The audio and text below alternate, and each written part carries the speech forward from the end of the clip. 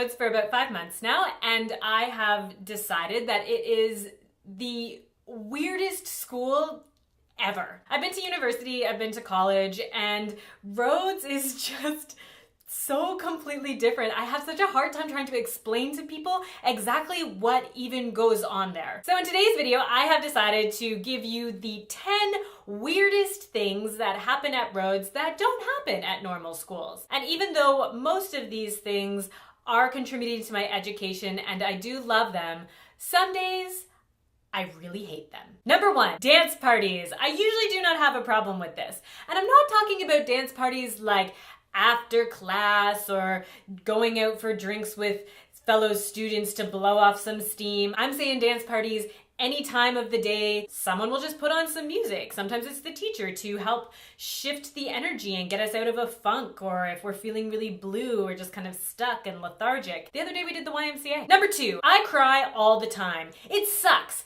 I cry at least once a week. Somebody cries every single day, and if somebody doesn't cry, it's an anomaly. The first little bit, you don't necessarily cry, but they just dig into you and they crack you, and eventually you just have all of these feelings that you didn't even know that you had, and you just like can't stop crying. Some days I have a headache by the end of the day. It's healing that I have to do, but it's awful. Number 3, people will scream. All of a sudden you'll just be in class and then someone in the next room is like, ah! They just like scream, and then there's this yelling and there's all this kerfuffle, and it's just like, holy crap, what is going on? It is part of the program to learn how to release a lot of our traumas and give voice to them and let them out verbally, but it's super weird. Number 4, your classmates will recognize if you are having an off day. In university, if I was feeling grumpy or tired or hungover or I was PMSing, I could just go hide in a corner and like brood and no one would notice me. But here, people call you out. Oh, Kendra, you don't really seem like yourself today. Are you feeling okay? What can we do? Do you want to talk about it? Maybe you should let out some of your emotions. What's going on for you right now? What's going on for you right now? Ugh, so annoying. It usually puts me in a better mood, but it's still really annoying. Number 5, I get to wear slippers. I have absolutely no problem with this. My very favorite pair are my ruby slippers.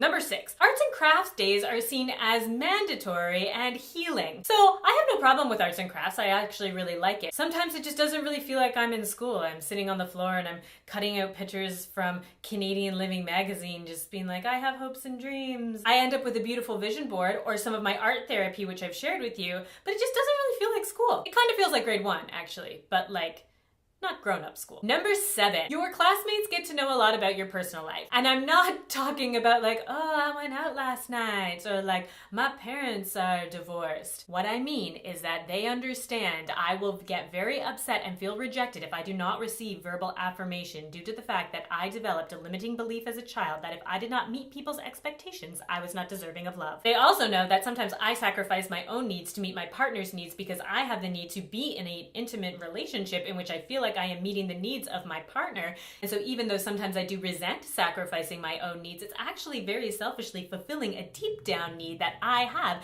to feel like I am being a good partner based on my idea of what a good partner is that was embedded at me at a young age to promote a patriarchal and Protestant agenda.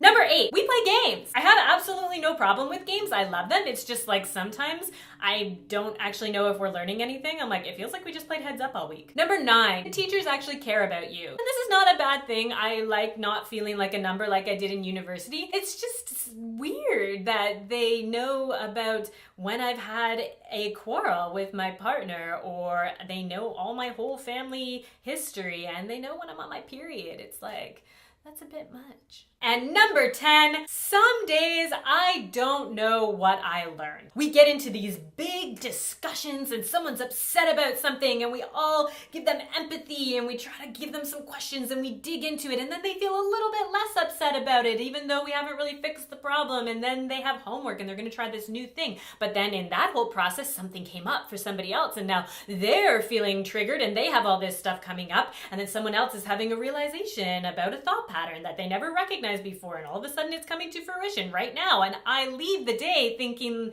I know something just happened and I learned something, but